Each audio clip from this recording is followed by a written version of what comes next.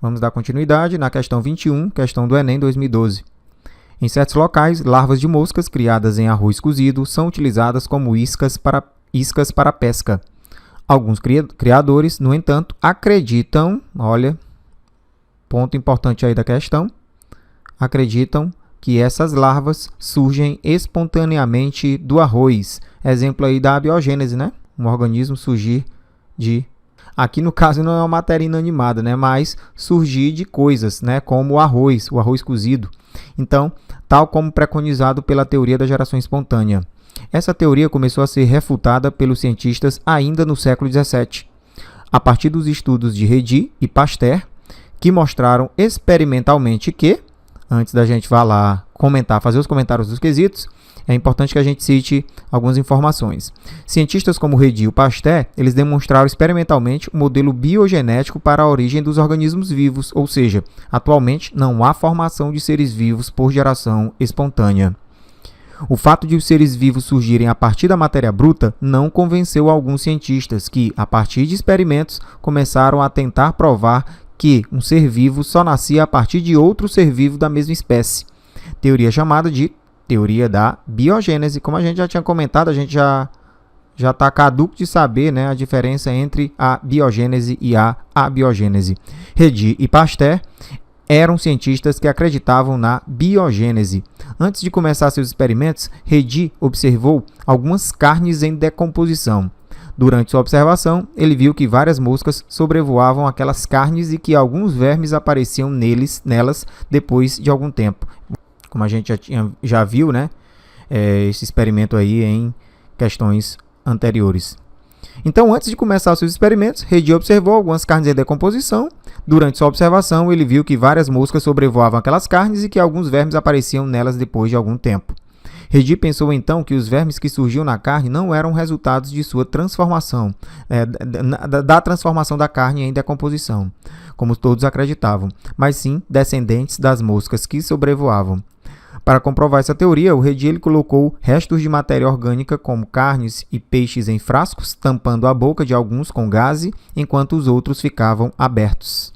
Em alguns dias, Redi viu que a matéria orgânica que estava dentro dos frascos cobertos com gaze estava intacta e não se tinha nenhum indício de vermes, né? Então, a gaze ela vai servir para, de certa forma, proteger o material contra a contaminação. No caso, as moscas elas não conseguiam entrar em contato com essa carne e o peixe, né, que ele colocou, que estavam dentro desse recipiente. Então, após alguns dias, Redi viu que a matéria orgânica que estava dentro dos frascos cobertos com gaze estava intacta e nenhum indício de vermes ele percebeu, né? No entanto, vários vermes tinham surgido na matéria orgânica presente nos frascos sem gaze. Diante disso, Redi concluiu que os vermes realmente surgissem a partir da transformação da matéria orgânica em decomposição. Todos os frascos deveriam ter apresentado vermes e não só os que estavam descobertos.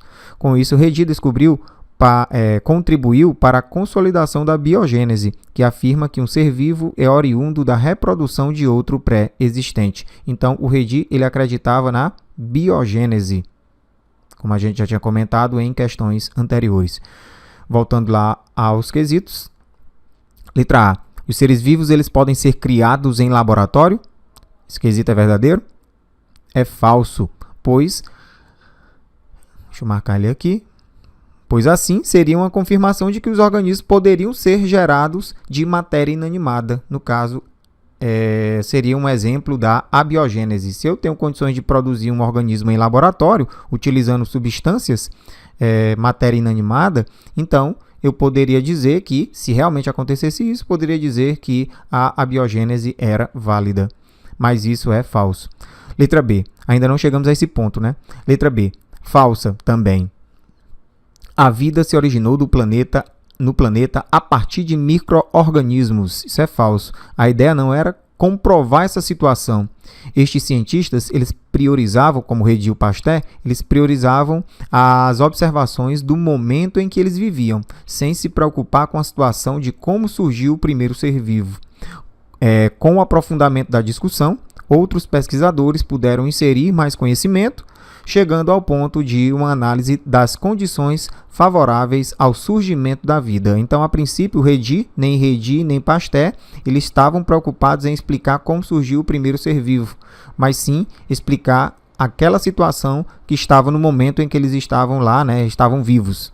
Então, esse quesito também é falso. Partindo aí para a letra C, o ser vivo é oriundo da reprodução de outro ser vivo pré-existente. Essa é a resposta verdadeira.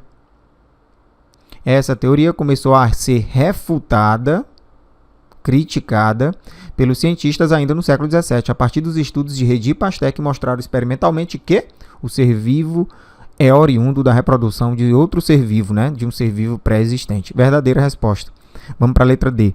Os seres vermiformes e micro-organismos são evolutivamente aparentados. Isso é falso, pois a discussão também... Deixa eu até marcar aqui. Essa discussão estava centrada na forma de como esses organismos se originavam, ou espontaneamente, ou através da reprodução. Isso aqui, esse quesito, ele está fazendo um comparativo entre esses organismos, mas a questão não está relacionando, não quer dizer que, também não está informando que esses organismos eles são evolutivamente aparentados. Então, resposta errada. Letra E. Vermes e micro-organismos são gerados pela matéria existente nos cadáveres e nos caldos nutritivos, respectivamente. Falso também.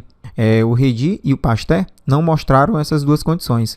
Lembre-se, o Redi ele dividiu seus experimentos em dois grupos, o grupo controle e o grupo experimental.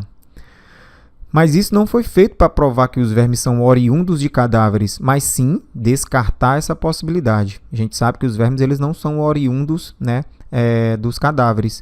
O que acontece?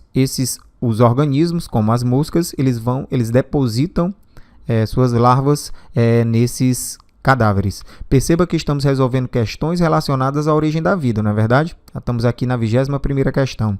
Porém, muitas questões são parecidas. Isso indica que, se você praticar a resolução de questões de forma constante, no final, tem absoluta certeza que você vai estar preparado a concorrer para qualquer curso, seja no Enem ou no vestibular.